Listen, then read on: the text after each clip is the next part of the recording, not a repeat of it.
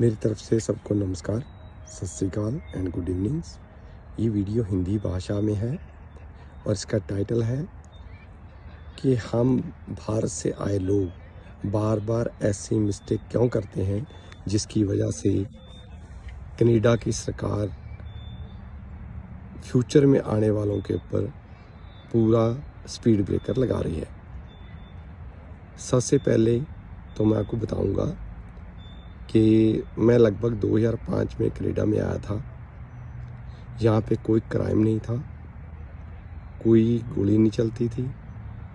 अक्सर लोग घर को ताला भी नहीं लगाते थे, काम पे चले गए वापस आ गए तो एज इट इज़ ही काम चलता था।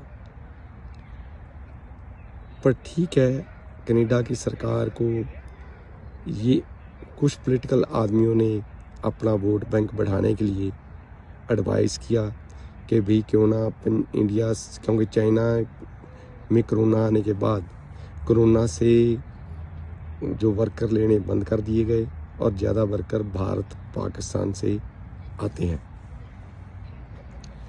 अब हो क्या रहा है, जैसे रिसेंटली जो कनाडा की ट्रक इंडस्ट्री है और टैक्सी इंडस्ट्री है, इसके ऊपर भारतीयों का बोलबाला है।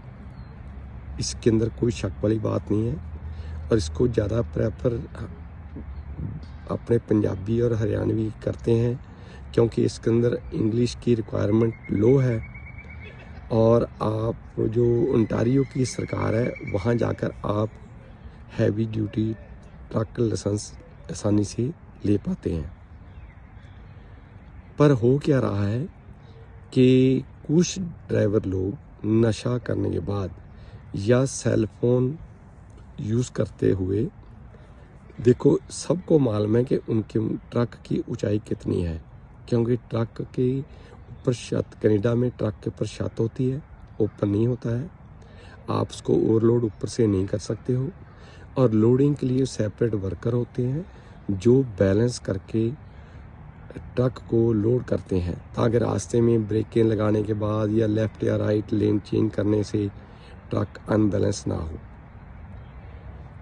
और क्या होता है कि जो ब्रिज है वो स्ट्रेट नहीं होता है, सेंटर में से पुल की ऊंचाई ज़्यादा होती है और साइडों के ऊपर पुल की ऊंचाई कम होती है।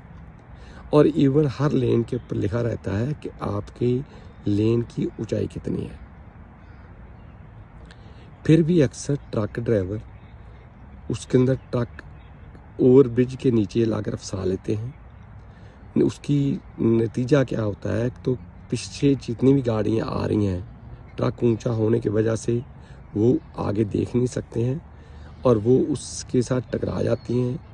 कई पैसेंजर्स की मौत हो जाती है, कई हॉस्पिटलाइजेशन में चले जाते हैं और कईयों को तो सारी उम्र के लिए कोई ना कोई अंग कटवाना पड़ता है। और ये बार बार हो रहा है। इसके लिए गवर्नमेंट ने, कनाडा की सरकार ने सख्त कानून भी बना दिया है कि आपको $1,00,000 का जुर्माना और 1.5 साल की कैद भी हो सकती है।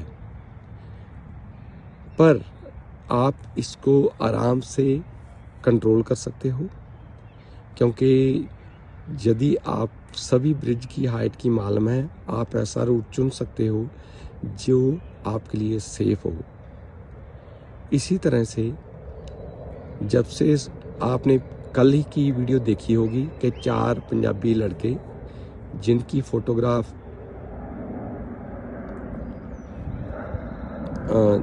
जो आपने देखा होगा कि 4 लड़कों ने जो गाड़ी आगे ड्राइव कर रहे थे, पीछे कोई लड़की आ रही थी जो गाड़ी ड्राइव कर रही थी, उसकी गाड़ी रोक के उसका शीशा भी तोड़ दिया, उसको गाली गलौज भी किया। उनकी फ़ोटो जो है वो पुलिस ने वायरल कर दी ताकि लोगों से सहायता मांगी है कि इन 4 लड़कों को आइडेंटिफिकेशन करने के लिए उनकी हेल्प की जाए। कभी कोई खालिस्तान के नारेबाजी, कभी किसी की मार पिटाई, कभी किसी को गाली गलौज, कभी over speeding. 280 kilometre per hour की स्पीड से गाड़ी चलाते हुए कुछ स्टूडेंट पिछले हफ्ते पकड़े गए। देखो भाई, अक्सर यदि आप ऐसे ही काम करते जाओगे तो फ्यूचर में जो स्टूडेंट भारत से कनाडा में आना चाहते हैं उनके ऊपर रोक लगा दी जाएगी।